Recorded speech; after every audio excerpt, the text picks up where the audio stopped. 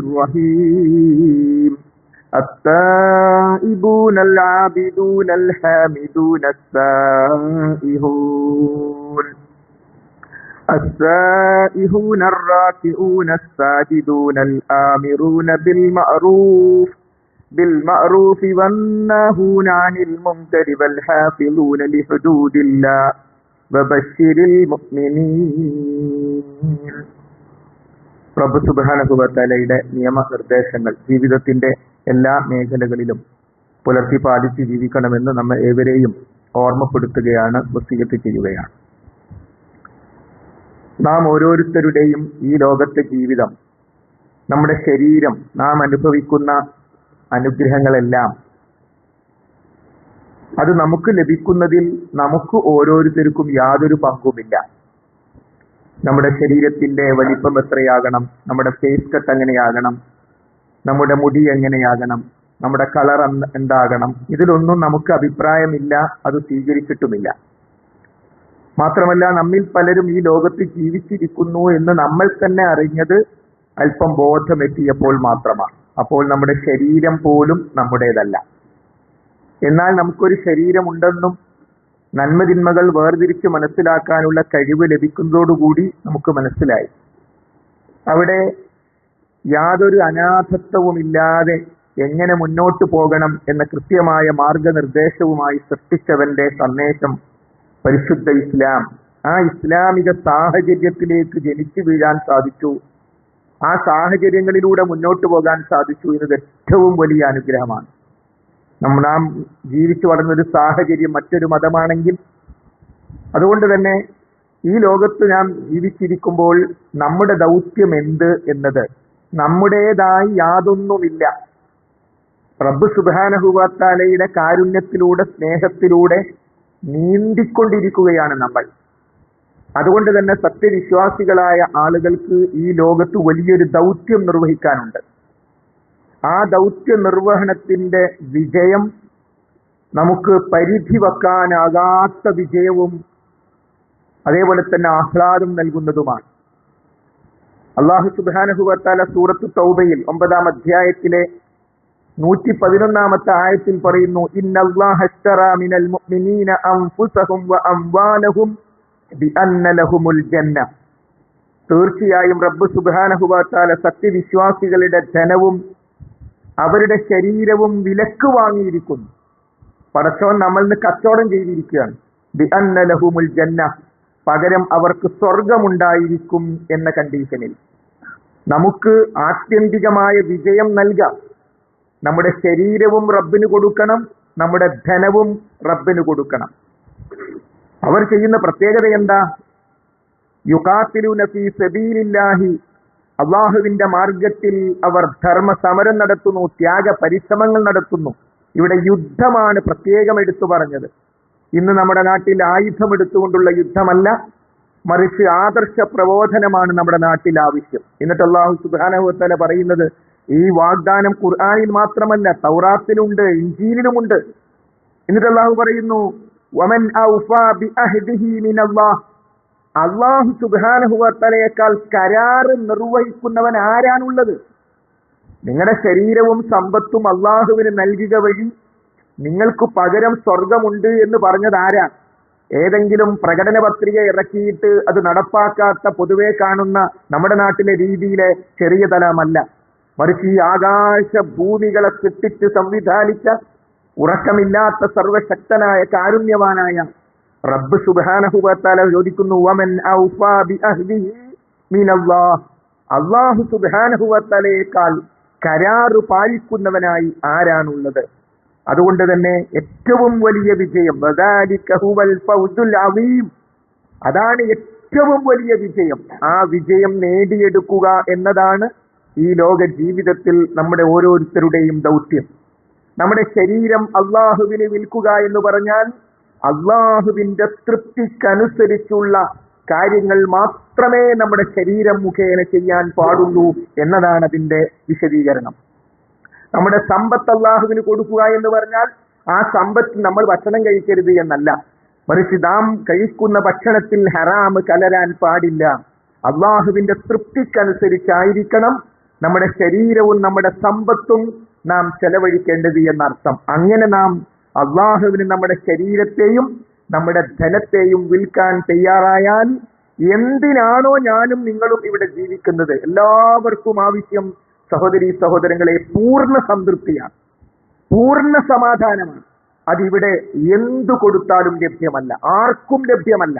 അതിനുവേണ്ടിയാണ് ആളുകൾ കൃത്രിമത്വങ്ങൾ കാണിക്കുന്നത്, അതിനുവേണ്ടിയാണ് ആളുകൾ തെറ്റുകൾ ചെയ്യുന്നത്.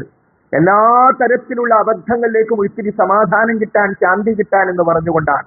എന്നാൽ ആ യഥാർത്ഥ ശാന്തിയും സമാധാനവും നിത്യമായി നാം നിങ്ങൾക്ക് നൽകാം.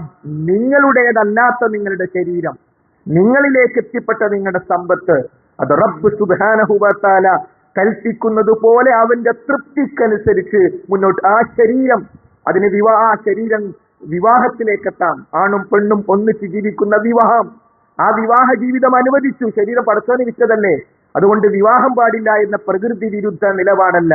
ആ വിവാഹ ജീവിതത്തെ അള്ളാഹു പരലോകത്തേക്കുള്ള വൈവാഹിക ബന്ധം പോലും, ലൈംഗിക ബന്ധം പോലും അള്ളാഹു സുബ്ഹാനഹു വ തആല പ്രതിഫലമാക്കി നിശ്ചയിച്ചു. അത്ഭുതകരമാണ് റബ്ബ് സുബ്ഹാനഹു വ തആലയുടെ കാരുണ്യത്തെ പറ്റി നാം ചിന്തിക്കുകയാണെങ്കിൽ. അങ്ങനെ നമ്മുടെ സമ്പത്തും ശരീരവും റബ്ബ് സുബ്ഹാനഹു വ തആലക്ക് വിറ്റ് കഴിഞ്ഞവരുടെ 8 പ്രത്യേകതകൾ അള്ളാഹു സുബ്ഹാനഹു വ തആല 9-ാം അധ്യായമായ സൂറത്ത് തൗബയിലെ തൊട്ടടുത്ത ആയത്തിൽ, അഥവാ 112-ാമത്തെ ആയത്തിൽ അള്ളാഹു സുബ്ഹാനഹു വ തആല നമുക്ക് പഠിപ്പിച്ചു തരുന്നു. ആ 8 പ്രത്യേകതകൾ സഹോദരീ സഹോദരന്മാർ, ഒരു പരീക്ഷ പോലെ നമ്മൾ ഓരോരുത്തരും വെറുതെ വെള്ളിയാഴ്ചയാണെന്ന് കരുതി ഒന്ന് ജുമയ്ക്ക് പോയേക്കാമെന്ന് കരുതിയല്ലല്ലോ, മറിച്ച് സൂര്യൻ ഉദിക്കുന്ന ദിവസങ്ങളിൽ ഏറ്റവും മഹത്വമുള്ള ദിവസമാണ് വെള്ളിയാഴ്ച. ഒട്ടേറെ സുന്നത്തുകൾ ഈ ദിവസം നമുക്ക് നിർദ്ദേശിക്കപ്പെട്ടു. അതുകൊണ്ട് തന്നെ അതിലേറ്റവും പ്രധാനമാണ് ഒരു ഉത്ബോധനം കേൾക്കുക എന്നത്. ആ ഉത്ബോധനം മഹാനായ നബി കരീം സ്വല്ലല്ലാഹു അലൈഹി വസല്ലമയുടെ കാലഘട്ടം മുതൽ അടുത്ത ഒരാഴ്ചക്കാലത്തേക്കുള്ള ഇന്ധനമായി, മനസ്സിന്റെ ഇന്ധനമായി അത് തന്നെ മതിയായിരുന്നു. കാരണം ഉത്ബോധിപ്പിക്കുന്നത് പത്രം വായിച്ചിട്ടല്ല, തത്വചിന്തകളല്ല, മറിച്ച് റബ്ബ് സുബ്ഹാനഹു വ തആലയുടെ കലാം, അതിന്റെ വിശദീകരണമായ വഹയി തന്നെയായ നബി കരീം സല്ലല്ലാഹു അലൈഹി വസല്ലമയുടെ ചര്യ. അത് രണ്ടുമാണ് ഉത്ബോധനത്തിന്റെ മർമ്മം എന്ന് പറയുന്നത്. ആ 8 പ്രത്യേകതകളിൽ ഒന്ന് അത്തായിബൂൻ, സ്വർഗത്തിൽ പോകുന്ന, അല്ലാഹു സുബ്ഹാനഹു വ തആല സ്വർഗം വാഗ്ദാനമായി നൽകിയിട്ടുള്ള ആളുകളുടെ ഒന്നാമത്തെ പ്രത്യേകത അത്തായിബൂൻ, അവർ പശ്ചാത്തപിക്കുന്നവരാണ്. സഹോദരീ സഹോദരന്മാരെ, ഈ ഒന്നാമത് പറഞ്ഞ പ്രത്യേകത നമുക്ക് തുടക്കം തന്നെ അത്തായിബൂൻ. കാരണം മനുഷ്യൻ തിന്മ ചെയ്യാനുള്ള സാധ്യതകളുടെ ലോകത്താണ് നാം ജീവിക്കുന്നത്. ആദം സന്തതികൾ എല്ലാവരും തെറ്റ് ചെയ്യുന്നവരാണ്. എന്നാൽ അബദ്ധം പറ്റുന്നവരിൽ, തെറ്റ് ചെയ്യുന്നവരിൽ ഏറ്റവും ഉത്തവർ നബി കരീം സല്ലല്ലാഹു അലൈഹി വസല്ലം പറഞ്ഞു, അതിൽ നിന്ന് പശ്ചാത്തപിച്ചു മടങ്ങുന്നവരാണ്. ഈ ഒരു സ്വഭാവം എന്നിലും നിങ്ങളിലും ഉണ്ടോ നാം ചിന്തിക്കുക. അഥവാ നമ്മുടെ ജീവിതത്തിന്റെ ഭാഗമായി പടച്ചവനെ പൊറുക്കേണമേ, അസ്തഗ്ഫിറുല്ലാഹ് എന്ന് പറയുന്ന ഒരു സ്വഭാവം നമ്മളിലുണ്ടോ? എല്ലാ ദിവസവും രാവിലെ അല്ലെങ്കിൽ ആ ദിവസം പൂർത്തിയാകും മുമ്പ് 100 പ്രാവശ്യം പറയാൻ മഹാനായ നബി കരീം സല്ലല്ലാഹു അലൈഹി വസല്ലം പറഞ്ഞു, അസ്തഗ്ഫിറുല്ലാഹ് വ അതൂബു ഇലൈഹി, അസ്തഗ്ഫിറുല്ലാഹ് വ അതൂബു ഇലൈഹി, ഞാൻ അല്ലാഹുവിലേക്ക് പശ്ചാത്തപിച്ചു മടങ്ങുന്നു, ഞാൻ അവനിലേക്ക് പാപമോചനം തേടുന്നു എന്ന് എല്ലാ ദിവസവും 100 പ്രാവശ്യം, എല്ലാ ദിവസവും 100 പ്രാവശ്യം. 100 പ്രാവശ്യമോ?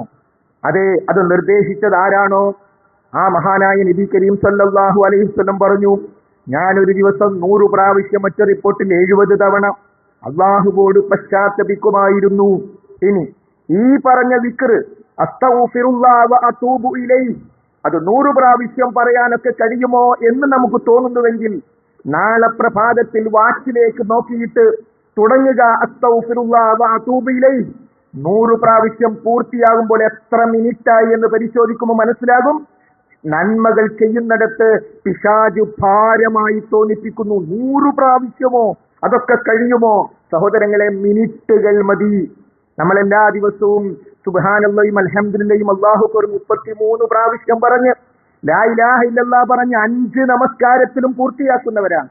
അതുകൊണ്ട് ഈ ഒരു സ്വഭാവം നമ്മിൽ ഉണ്ടാകണം. അള്ളാഹുവിനോട് തൗബ ചെയ്യുന്ന, അള്ളാഹുവോട് പശ്ചാത്തപിച്ചു മടങ്ങുന്ന ഒരു സ്വഭാവം. 51 അധ്യായം സൂറത്ത് ദാരിയാത്തിലെ 18-ാമത്തെ ആയത്തിൽ സ്വർഗവാസികളുടെ പ്രത്യേകതയെ അള്ളാഹു പറയുന്നു, വബില്ലസ്ഹാരി ഹും യസ്തഗ്ഫിറൂൻ. അതെ, അസ്ഹാറിന്റെ സമയത്ത് ഇന്ന ഫിസ്സുഹൂരി ബറക, നമ്മൾ നോമ്പിനൊക്കെ കേൾക്കാറുണ്ട്, അത്താഴത്തിൽ ബറക്കത്തുണ്ട്. അത്താഴം കഴിക്കുന്ന സമയം സുബഹിക്ക് മുമ്പുള്ള, ഇന്ന് ഈ കാലഘട്ടത്തിലേക്ക് 3:30 മണിക്കൊക്കെ ശേഷമുള്ള സമയം, ആ സമയത്ത് ഹും അവർ യസ്തഗ്ഫിറൂൻ, കോരിച്ചൊരിയുന്ന മഴ പുറത്തു പെയ്യുമ്പോൾ അവർ എഴുന്നേറ്റിരിക്കുന്നു. എന്തേ അവർ എഴുന്നേൽക്കാൻ? അവർ വിഡ്ഢികളല്ല. അവർക്കറിയാം മരണമുണ്ട്, മരണാനന്തരം ജീവിതമുണ്ട്. ആ മരണമുണ്ട്, മരണാനന്തരം ജീവിതമുണ്ട്, ഖബറുണ്ട്. പടച്ചോനെ, അവിടെ ഞാൻ മാത്രമല്ലേ ഉണ്ടാകൂ എന്ന ചിന്തയിൽ നിന്ന് അവർ എഴുന്നേൽക്കുന്നു. അവർ ശുദ്ധിയാകുന്നു, മുസല്ലയിലേക്ക് പോകുന്നു.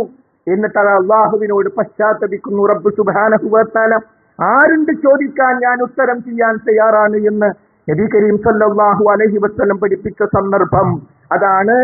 തഹജ്ജുദ്, ഉറങ്ങി എഴുന്നേറ്റ് നമസ്കരിക്കുമ്പോൾ തഹജ്ജുദായി, ഇശാക്ക് ശേഷം നമസ്കരിക്കുമ്പോൾ ഖിയാമുൽ ലൈലായി, ഒറ്റയാക്കി നമസ്കരിക്കൊണ്ട് വിത്റായി, റമളാൻ മാസത്തിൽ വിശ്രമിച്ച് നിസ്കരിക്കൊണ്ട് തറാവീഹായി, എല്ലാം ഒന്നു തന്നെ. അതുകൊണ്ട് നമുക്ക് കഴിയുമോ? നമ്മുടെ ജീവിതത്തിലേക്ക് കൊണ്ടുവരാൻ കഴിയുമോ? അത്തായിബൂൻ, തൗബ ചെയ്യുന്നവർ. എന്റെ ഹബീബ്, നമ്മുടെ ഓരോരുത്തരുടെയും ജീവനേക്കാൾ നാം സ്നേഹിക്കേണ്ടുന്ന മുഹമ്മദ് മുസ്തഫ നബി കരീം സല്ലല്ലാഹു അലൈഹി വസല്ലമക്ക് രാത്രി നമസ്കാരം നമുക്ക് ളുഹർ പോലെ അസ്ർ പോലെ നിർബന്ധമാണ്. റസൂലുള്ളാഹിക്ക് നിർബന്ധമാണ് രാത്രി നമസ്കാരം. ഞാൻ ഷഹാദത്ത് പറയുന്ന റസൂലുള്ളാഹിക്ക് നിർബന്ധമായ ഒരു കാര്യം, ഒരു 3, 5, 7 ഇൻഷാ അല്ലാഹ് എന്റെ ജീവിതത്തിൽ സ്ഥിരമായി ഉണ്ടാകണം എന്ന് നമുക്ക് ആഗ്രഹിക്കാം. റബ്ബ് സുബ്ഹാനഹു വ തആല തൗഫീഖ് ചെയ്യുമാറാകട്ടെ. അപ്പോൾ തൗബ അല്ലാഹുവോട് തൗബ തേടുക, പശ്ചാത്തപിക്കുക.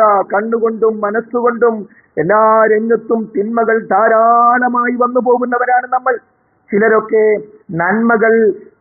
നന്മകൾ നോട്ട് ചെയ്യാൻ മെഷീനുമായി നടക്കും. ടിക് ടിക് ടിക് എന്ന് നമുക്കറിയണം. 100ൽ കൂടുതൽ തവണ ഒരു ദിക്റും, എണ്ണം പിടിക്കാൻ പറഞ്ഞ ഒരു ദിക്റും 100ൽ കൂടുതലായി ഹദീസിൽ കാണാൻ സാധ്യമല്ല. അപ്പോൾ അങ്ങനെ ഒരു ടിക്ക് നമ്മൾ പിടിക്കുകയാണെങ്കിൽ, നമ്മൾ രാവിലെ മുതൽ ഒരു മെഷീൻ നമ്മുടെ കയ്യിൽ, നമ്മൾ തെറ്റായ സ്ഥലം നോക്കിപ്പോയി ടിക്, നമ്മൾ ചീത്ത ചിന്തിച്ചു പോയി ടിക്. അങ്ങനെ തിന്മകൾ എണ്ണം പിടിക്കാനായി ഇസ്ലാം പഠിപ്പിക്കും. നന്മ പടച്ചോനെണ്ണം പിടിച്ചോളൂ. നിങ്ങൾ ഇഷ്ടം പോലെ ദിക്റ് പറഞ്ഞോളൂ, ഒക്കെ പടച്ചോന്റെ കണക്കിലുണ്ട്. നിങ്ങൾ എണ്ണം പിടിക്കേണ്ടത് തിന്മക്കാണ്. അപ്പോൾ നമ്മളുടെ അടുത്ത് വന്നു പോകുന്ന തിന്മകൾ ധാരാളമാണ്. ആ തിന്മകളിൽ നിന്നുള്ള പശ്ചാത്താപം ജീവിതത്തിന്റെ ഭാഗമായി സഹോദരീ സഹോദരന്മാരെ, സ്വർഗത്തിൽ പോകുന്ന ശരീരവും സമ്പത്തും അള്ളാഹുവിന് വിറ്റവരുടെ പ്രത്യേകതയായി ഖുർആൻ പറയുന്ന അത്തായിബൂൻ, പശ്ചാത്തപിച്ചു മടങ്ങുന്നവർ. ഉടൻ അള്ളാഹു പറയുന്നു അടുത്ത പ്രത്യേകത, അൽ ആബിദൂൻ. അതെ, ആരാധനയിൽ ഏർപ്പെടുന്നവർ. ഭയങ്കര ഇഷ്ടം, ഇബാദത്തിനോട് എന്തെന്നില്ലാത്ത താല്പര്യം, ആ മനസ്സ് അല്ലാഹു നമുക്ക് ഓരോരുത്തർക്കും പ്രദാനം ചെയ്യുമാറാകട്ടെ. ഇബാദത്തിനോട് വിരക്തി. ഇനി ളുഹർ നിസ്കരിക്കണമല്ലോ, ഇനി ഒരു അസർ ഉണ്ടല്ലോ, ഇനി ഒരു എഷ ഉണ്ടല്ലോ, ഒരു 10 ചാക്ക് തലയിൽ ഇറക്കി വെക്കുന്നത് പോലെയുള്ള ഭാരം അനുഭവപ്പെടൽ നല്ല സ്വഭാവമല്ല. പടച്ചോനെ, ഇനി ഒരു എഷയുണ്ടല്ലോ, എന്റെ റബ്ബിന്റെ മുമ്പിൽ കുനിഞ്ഞു നിന്ന് റുകൂയിൽ നിന്നുകൊണ്ട് എന്റെ റബ്ബിനോട് ഇസ്തിഗ്ഫാർ പറയാനുള്ള സമയം വരാനുണ്ടല്ലോ. എന്റെ റബ്ബിന്റെ മുമ്പിൽ 8 അവയവങ്ങളും നിലത്ത് വെച്ച് പടച്ചോനെ എന്ന് പറയാനുള്ള ആ മുനാജാത്തിന്റെ അഭിമുഖ സംഭാഷണത്തിന്റെ സമയം വരാനുണ്ടല്ലോ എന്ന സന്തോഷമാണ്. സഹോദരീ സഹോദരങ്ങളെ, നമസ്കാരമടക്കമുള്ള ഇബാദത്തുകൾ സംബന്ധിച്ച് നമ്മുടെ മൈൻഡ് സെറ്റപ്പ് അങ്ങനെയായിരിക്കണം. സന്തോഷം. അൽഹംദുലില്ലാഹ്, ഇന്ന് വെള്ളിയാഴ്ചയാണല്ലോ, ഇന്ന് ജുമഅക്ക് പോകാമല്ലോ, ജുമ കഴിയുമ്പോൾ അൽഹംദുലില്ലാഹ് ഇനി അസർ വരാനുണ്ടല്ലോ. അങ്ങനെ ഇബാദത്തുകളോടുള്ള താല്പര്യം, അങ്ങനെ നമസ്കാരമടക്കമുള്ള ഇബാദത്തുകൾ ധാരാളമായി നിർവഹിക്കുക, ആബിദായി മാറുക. അപ്പോൾ ഒന്ന് തൗബ നമ്മളിൽ ഉണ്ടാകണം, മറ്റ് നമ്മൾ ആബിദായി മാറണം. മൂന്നാമത്തത് അൽ ഹമീദൂൻ, സ്തുതികീർത്തനം ചെയ്യുന്നവർ. അൽഹംദുലില്ലാഹ്, മനസ്സിന്റെ ഉള്ളിൽ നിന്ന് നുരഞ്ഞു പൊന്തി പുറത്തേക്ക് വരുന്ന അൽഹംദുലില്ലാഹ്. എല്ലാ നമസ്കാരങ്ങൾക്ക് ശേഷവും നമ്മൾ 33 തവണ പറയുന്നു. എല്ലാ ഫാത്തിഹയിലും നമ്മൾ പറയുന്നു. ഉറങ്ങാൻ കിടക്കുമ്പോൾ നമ്മോട് പറയാൻ നിർദ്ദേശിക്കപ്പെട്ടു, നന്ദിയുടെ തലയാണ് നന്ദിയുടെ നേതാവാണ് അൽഹംദുലില്ലാ. നമ്മൾ എന്തിനൊക്കെ അൽഹംദുലില്ലാ പറയണം, ഏതൊക്കെ കാര്യങ്ങൾക്ക് അൽഹംദുലില്ലാ പറയണം. നമ്മുടെ ശരീരത്തിലേക്ക് തിരിഞ്ഞു നോക്കിയാൽ കാഴ്ചയില്ലാത്തവർ, കേൾവിയില്ലാത്തവർ, നടക്കാൻ പ്രയാസമുള്ളവർ, ഇപ്പോൾ പലതരം രോഗം ബാധിച്ചുകൊണ്ട് ആശുപത്രിയിലുള്ളവർ, അൽഹംദുലില്ലാ പടച്ചോനെ ആ കാഴ്ച എനിക്ക് നീ നൽകിയല്ലോ. നമ്മുടെ കാഴ്ചയും നമ്മളും തമ്മിൽ എന്ത് ബന്ധം? നമുക്ക് കേൾവിയുണ്ടാകാൻ നമ്മൾ പ്രത്യേകിച്ച് എന്ത് ചെയ്തു കേൾവിയില്ലാത്തവരിൽ നിന്ന്? അപ്പോൾ ഹംദ് പറയാൻ നമ്മൾ തീരുമാനിച്ചാൽ എന്തെല്ലാം വിഷയങ്ങൾക്ക് സഹോദരങ്ങളെ നമ്മൾ ഹംദ് പറയും. അതുപോലെ ജീവിതത്തിന്റെ സ്വഭാവമായി അറിയാതെ വന്നു പോകുന്ന അൽഹംദുലില്ലാ, അൽഹംദുലില്ലാ എന്ന ആ ഹംദ് നമ്മുടെ ജീവിതത്തിന്റെ ഭാഗമായിരിക്കണം. മറ്റൊന്ന് അസ്സായിഹൂൻ, യാത്രയും മറ്റുമൊക്കെ ചെയ്ത് പ്രയാസം അനുഭവിക്കുന്ന തരത്തിലുള്ള വിശദീകരണമാണ് മുഫസ്സിരീങ്ങൾ നൽകിയത്. എന്നാൽ അവർ കൂടുതൽ മുഫസ്സിരീങ്ങളും പറഞ്ഞത് നോമ്പനുഷ്ഠിക്കുന്നവർ എന്നതാണ്. ഒട്ടേറെ ത്യാഗ പരിശ്രമങ്ങൾ ആവശ്യമുള്ളതാണ്. വെള്ളവും ഭക്ഷണവും ഒക്കെ ഒഴിവാക്കി റബ്ബിന് വേണ്ടി ശരീരത്തെ സമർപ്പിക്കുന്ന സുപ്രധാനമായ ഇബാദത്ത്. ആ നോമ്പ് നമ്മുടെ മനസ്സിൽ വരും. ഞാൻ റമളാൻ മാസത്തിൽ നോമ്പ് നോക്കിയിട്ടുണ്ടല്ലോ. ആ നോമ്പ് മാത്രമല്ല ഉദ്ദേശിക്കുന്നത്, ഹബീബായ നബി കരീം സല്ലല്ലാഹു അലൈഹി വസല്ലമയുടെ ജീവിതത്തിന്റെ ഭാഗമായിരുന്നു നോമ്പ്. ദാവൂദ് നബി അലൈഹിസ്സലാം ഒന്നിടവിട്ട ദിവസങ്ങളിൽ നോമ്പ് നോൽക്കുന്ന സ്വഭാവമുള്ള ആളായിരുന്നു. അതുകൊണ്ട് ആ ഫർള് നോമ്പിനോടൊപ്പം 6 നോമ്പ് ഒപ്പം തന്നെ വെച്ചുകൊടുത്തു. എല്ലാ തിങ്കളും വ്യാഴവും നോമ്പുണ്ട്. എല്ലാ മാസവും 13, 14, 15 നോമ്പുണ്ട്. മുഹറത്തിൽ 2 നോമ്പ് നിശ്ചയിച്ചു. അറഫ നോമ്പ് നിശ്ചയിച്ചു. ഇങ്ങനെ ധാരാളം സുന്നത്ത് നോമ്പുകളുണ്ട്. നമ്മൾ ഈ പറയുന്ന കാര്യങ്ങളൊക്കെ നമ്മുടെ കുടുംബത്തിലും ചർച്ച ചെയ്യപ്പെടണം. അതെ, ഞായറാഴ്ച രാത്രി ഭക്ഷണം കഴിക്കുമ്പോൾ നാളെ നമ്മൾ നോമ്പ് നോറ്റാലോ? എവിടെയാ ചർച്ച? ഒന്നിച്ച് ഭക്ഷണം കഴിക്കുമ്പോ കുടുംബാംഗങ്ങളുടെ മുമ്പിൽ നാളെ നമ്മൾ നോമ്പ് നോറ്റാലോ? നാളെ തിങ്കളാഴ്ചയാണല്ലോ. അള്ളാഹു അത്തരം അവസ്ഥകൾ നമ്മുടെ കുടുംബത്തിൽ പ്രദാനം ചെയ്യുമാറാകട്ടെ. അപ്പോൾ നോമ്പ് ഇഷ്ടത്തോടെ നോമ്പ് നോൽക്കുക. ഒരു മാസം മുഴുവനും പച്ചവേനലിൽ നോമ്പ് നോറ്റ നമുക്കാണോ ഈ മഴക്കാലത്ത് ഒരു തിങ്കളാഴ്ച നോമ്പ് നോൽക്കാൻ പ്രയാസം, ഒരു വ്യാഴാഴ്ച നോമ്പ് നോൽക്കാൻ പ്രയാസം? അപ്പൊ നോമ്പ് നമ്മുടെ ജീവിതത്തിന്റെ ഭാഗം. എന്തിന്? എന്റെ ശരീരത്തെ അള്ളാഹു വിലക്ക് വാങ്ങിയിരിക്കുന്നു, എന്റെ സമ്പത്തിനെ അള്ളാഹു വിലക്ക് വാങ്ങിയിരിക്കുന്നു. ആ പടച്ചോൻ ഇഷ്ടാണ്. ഇനി വ്യാഴാഴ്ചയാണെങ്കിലോ അമലുകൾ അള്ളാഹുവിലേക്ക് ഉയർത്തപ്പെടുന്ന ദിവസമാണ് വ്യാഴം. ഈ വ്യാഴം നോമ്പുകാരനായിക്കൊണ്ടാകട്ടെ എന്റെ നോമ്പാകുന്ന ഇബാദത്ത് ആകാശത്തിലേക്ക് ഉയർത്തപ്പെടട്ടെ.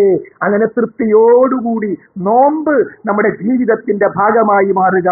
അതാണ് അല്ലാഹു സുബ്ഹാനഹു വ തആല സൂറത്തു തൗബയിൽ പറഞ്ഞ മറ്റൊരു പ്രത്യേകത. വീണ്ടും അല്ലാഹു പറയുന്നു, അർറാകിഊന സാജിദൂൻ, അവർ കുമ്പിടുന്നവരാണ്, അവർ സാഷ്ടാംഗം നടത്തുന്നവരാണ്. റുകൂഉം സുജൂദും വീണ്ടും എടുത്തു പറഞ്ഞു. അപ്പോൾ നമസ്കാരത്തെ നമുക്കറിയാം, ഫർള് നമസ്കാരങ്ങൾ മാത്രമല്ല, ധാരാളം സുന്നത്ത് നമസ്കാരങ്ങൾ ഇതാ കഴിഞ്ഞു. ഒരു 11:30 മണി 12 മണിയുടെ ആ സമയത്ത് നമസ്കരിക്കാവുന്ന ളുഹാ നമസ്കാരം, 2 മുതൽ 8 റകഅത്ത് വരെ നമസ്കരിക്കാവുന്ന, സൂര്യൻ ഉദിച്ചു പൊന്തിയതിനു ശേഷം നമസ്കരിക്കാവുന്ന ളുഹാ നമസ്കാരം, ഫർള് നമസ്കാരങ്ങൾക്ക് മുമ്പും പിമ്പുമുള്ള സുന്നത്ത് നമസ്കാരങ്ങൾ, എപ്പോൾ പള്ളിയിലേക്ക് വന്നാലും 2 റകഅത്ത് നമസ്കാരം, എപ്പോൾ വുദൂ ചെയ്താലും 2 റകഅത്ത് നമസ്കാരം, രാത്രി ദീർഘമായ സുന്നത്ത് നമസ്കാരം, അങ്ങനെ ധാരാളം നമസ്കാരങ്ങളുണ്ട്. ആ നമസ്കാരങ്ങളെ സുജൂദിൽ കിടക്കാനുള്ള ഇഷ്ടം, റുകൂയിൽ പടച്ചോനോ ഒറ്റൊരുത്തന്റെ മുമ്പിലും ഞാൻ കുനിഞ്ഞു നിൽക്കില്ല, ആരുടെ മുമ്പിലും ഞാൻ സുജൂദ് ചെയ്യില്ല, നിന്റെ മുമ്പിൽ പടച്ചോനെ ഞാനിതാ സുജൂദിൽ കിടക്കുകയാണ്, നീ എന്നെ പരിഗണിക്കണേ റബ്ബേ എന്ന അർത്ഥത്തിൽ അർറാകിഊന സാജിദൂൻ, റുകൂഉം സുജൂദും ജീവിതത്തിലുള്ള ആളുകൾ. ശേഷം അല്ലാഹു സുബ്ഹാനഹു വ തആല പറയുന്നു, സ്വർഗത്തിൽ പോകുന്നവരുടെ അടുത്ത പ്രത്യേകത ഇതുവരെ നമ്മൾ കണ്ടത് നമ്മുടെ നിത്യ ജീവിതത്തിൽ നമ്മളോടൊപ്പം ഉണ്ടാകേണ്ട കാര്യമാണ്. പക്ഷേ സ്വർഗത്തിൽ പോകുന്നവർ സ്വന്തം കാര്യം മാത്രം നോക്കിയാൽ പോരാ. ആ സ്വന്തം കാര്യം രക്ഷപ്പെടുന്നതിന്റെ ഭാഗമായി അവർ മറ്റൊരു കാര്യവും കൂടി ശ്രദ്ധിക്കണം.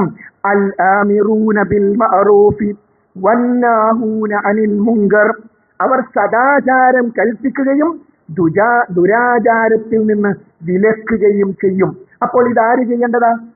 ശരീരം അള്ളാഹു വിലക്ക് വാങ്ങിയ, സ്വത്തും ശരീരവും അള്ളാഹു വിലക്ക് വാങ്ങിയ ഓരോ സത്യവിശ്വാസിയും ചെയ്യേണ്ടുന്ന കാര്യത്തിൽ തൗബയോടൊപ്പം, നമസ്കാരത്തോടൊപ്പം, നോമ്പിനോടൊപ്പം, സ്തുതി അള്ളാഹുവിന് ഹംദ് പറയുന്നതോടൊപ്പം അള്ളാഹു സുബ്ഹാനഹു വ തആല എടുത്തു പറയുന്നു, അൽ ആമിറൂന ബിൽ മഅറൂഫി വന്നാഹൂന അനിൽ മുങ്കർ. നന്മ ഇങ്ങനെ പ്രചരിപ്പിച്ചുകൊണ്ടിരിക്കുന്ന ഒരു സ്വഭാവം ആ സത്യവിശ്വാസിയിലുണ്ടാകും. തിന്മയെ തടുക്കുന്ന, തിന്മയെ എതിർക്കുന്ന, തിന്മയെ വെറുക്കുന്ന ഒരു സ്വഭാവം സ്വർഗത്തിൽ പോകുന്ന ആളുടെ ജീവിതത്തിന്റെ ഭാഗമായി ഉണ്ടാകും. അതുകൊണ്ട് അത് നമ്മുടെ ജീവിതത്തിന്റെ ഭാഗമായി നമ്മളാകുന്ന വ്യക്തിയിൽ നന്മ കൽപ്പിക്കലും തിന്മ വിരോധിക്കലും നിന്നുപോയാൽ നാം നശിച്ചു പോകും. നമ്മളാകുന്ന കുടുംബത്തിൽ നന്മ കൽപ്പിക്കലും തിന്മ വിരോധിക്കലും നിന്നുപോയാൽ ആ കുടുംബം നശിച്ചു പോകും. ഒരു സംശയവും വേണ്ട. നമ്മുടെ വീട്ടിൽ സുന്ദരമായി പള്ളിയിൽ ഇഖാമത്ത് കൊടുക്കുമ്പോൾ വീട്ടിലെല്ലാവരും യാതൊരു കുറ്റബോധവും ഇല്ലാതെ വീട്ടിൽ ഇങ്ങനെ ഇരിക്കുന്നുണ്ടാവും. ഒന്നും ഒരു പ്രശ്നവുമില്ല. പള്ളിയിൽ ജമാഅത്ത് നടക്കുന്നു. അള്ളാഹു നമ്മെ കാത്തുരക്ഷിക്കുമാറാകട്ടെ. നമ്മുടെ വീട്ടിൽ ഹറാമുകൾ നടക്കും. ഒരുപക്ഷെ നമ്മുടെ മകനും അവന്റെ കൂട്ടുകാരനും വന്ന് കള്ളു കുടിക്കും നമ്മുടെ വീട്ടിന്റെ മുകളിൽ നിന്ന്. നന്മ കൽപ്പിക്കലും തിന്മ വിരോധിക്കലും നമ്മുടെ വീട്ടിൽ നിന്ന് പോയാൽ അത് കുറച്ച് ഉസ്താദുമാര് ചെയ്യും, കുറച്ച് മൗലവിമാര് ചെയ്യും. അവരൊക്കെ ചെയ്യേണ്ട ബാധ്യത അവർക്കുണ്ട്. എന്നാൽ ഓരോ രക്ഷിതാവിനും ഓരോ സത്യവിശ്വാസിയുടെയും ജീവിതത്തിന്റെ ഭാഗമായി ഉണ്ടാകേണ്ടതാണ് നന്മ കൽപ്പിക്കുക, തിന്മ വിരോധിക്കുക. വൽ ഹാഫിളൂന ലിഹുദൂദില്ലാഹ്. അവസാനമായി അള്ളാഹു പറയുന്നു, അള്ളാഹുവിന്റെ അതിർവരമ്പുകളെ കാത്തു സൂക്ഷിക്കുന്നവരാണവർ. പടച്ചോൻ നമുക്കൊരു കാര്യം നിശ്ചയിച്ചു. ആ കാര്യം എവിടെ വരെ പോകും അത്ര വരെ നമുക്ക് പറ്റും. പടച്ചോൻ നമ്മളോട് വെള്ളം കുടിക്കരുത് പറയാം. വെള്ളം കുടിച്ചോളൂ, കുലു വശ്രബു, തിന്നോളൂ, കുടിച്ചോളൂ, വലാ തുസ്രിഫു, ഇസ്രാഫ് കാണിക്കരുത്. കല്യാണം വരുമ്പോഴേക്കും ഇതൊക്കെ മറന്നുപോയി. വീട്ടിലൊരു ഫംഗ്ഷൻ വരുമ്പോഴേക്കും ആയത്തും ഹദീസൊക്കെ 2 ആഴ്ചക്ക് ലീവ്, അത് കഴിഞ്ഞിട്ട് മതി. അല്ല, അവിടെ എന്റെ അതിർവരമ്പുകളെ ഞാൻ സൂക്ഷിക്കണം. ഏത് രംഗത്തേക്കൊരു സത്യവിശ്വാസി ഇടപെടുമ്പോഴും റബ്ബ് നിശ്ചയിച്ച അതിർവരമ്പുകൾ എന്താണോ ആ അതിർവരമ്പിനുള്ളിൽ നിന്നാൽ അതിർവരമ്പുകളില്ലാത്ത ലോകത്തേക്ക്, നിയന്ത്രണങ്ങളില്ലാത്ത ലോകത്തേക്ക്, നുസുലം മിൻ ഗഫൂരിർ റഹീം, പാപങ്ങൾ പൊറുക്കുന്നവനും കരുണാനിധിയുമായ റബ്ബിന്റെ വിരുന്ന്. വലക്കും ഫീഹാ മാ തസ്തഹി അൻഫുസുകും വലക്കും ഫീഹാ മാ തദ്ദഊൻ. അതെ, അവരുടെ മനസ്സുകൾ ഇച്ഛിക്കുന്നവരുണ്ടാവും. എന്താ മനസ്സ് ആഗ്രഹിക്കുന്നത് അത് പടച്ചവൻ കൊടുക്കും. അവർ പടച്ചവൻ എനിക്കത് വേണം, പടച്ചവൻ എനിക്കത് വേണം, അപ്പൊ അവർക്കത് കൊടുക്കും. അങ്ങനെ നിയന്ത്രണങ്ങളില്ലാത്ത ലോകത്തേക്ക് പോകണോ? അല്ല, അങ്ങനെയൊന്നും ഇല്ല എങ്കിൽ മരണത്തെ ഒന്ന് തടയും. നിങ്ങൾ ഈ പറഞ്ഞ പരലോകമൊന്നുമില്ല, സ്വർഗല്ല നരകല്ല എങ്കിൽ പടച്ചവൻ സൂറത്ത് വാക്കിയെ ചോദിക്കുന്നു, തടയൂ മരണം. നിങ്ങൾ ഈ പറയുന്നതൊന്നും ഇല്ല എന്നത് സത്യമാണെങ്കിൽ തർജിഊനഹാ ഇൻ കുൻതും സ്വാദിഖീൻ, നിങ്ങൾ മരണത്തെ ഒന്ന് തടയും. ആ മരണത്തിന്റെ സന്ദർഭം നിങ്ങളുടെ മകൻ മരിക്കുമ്പോ, ഉപ്പ മരിക്കുമ്പോ നിങ്ങൾ അടുത്തില്ലേ? നീ എല്ലാറ്റിനും കഴിവുള്ളവനാണെങ്കിൽ തടയടോ ആ മരണത്തെ. സാധ്യമല്ല. മരണരംഗം വെച്ച് സ്വർഗത്തെ, നരകത്തെ, ദീനിനെ സത്യപ്പെടുത്തുകയാണ് റബ്ബ്. അതുകൊണ്ട് സഹോദരങ്ങളെ, ജീവിതം നമുക്ക് കിട്ടിക്കഴിഞ്ഞു. ഇനി ഇത് അവസാനിച്ചേ പറ്റും, മരിക്കുന്നു ഉറപ്പാ. ഇതെവിടേക്ക് കൊണ്ടുപോകണമെന്ന് നല്ലോണം തീരുമാനിക്കണം. സൂറത്ത് തൗബയിലെ 111, 112 ആയത്തുകൾ നമുക്കുള്ള അനുഗ്രഹമാണ്. ഈ നല്ല സ്വഭാവങ്ങൾ നമ്മുടെ ജീവിതത്തിലുണ്ടായാൽ അല്ലാഹു സുബ്ഹാനഹു വ തആല പറയുന്നു, സത്യവിശ്വാസികൾക്ക് സുവിശേഷം അറിയിക്കുക. ആ സുവിശേഷം അറിയിക്കുന്നവരിൽ പെടാൻ അള്ളാഹു നമുക്ക് ഓരോരുത്തർക്കും തൗഫീഖ് നൽകി അനുഗ്രഹിക്കുമാറാകട്ടെ.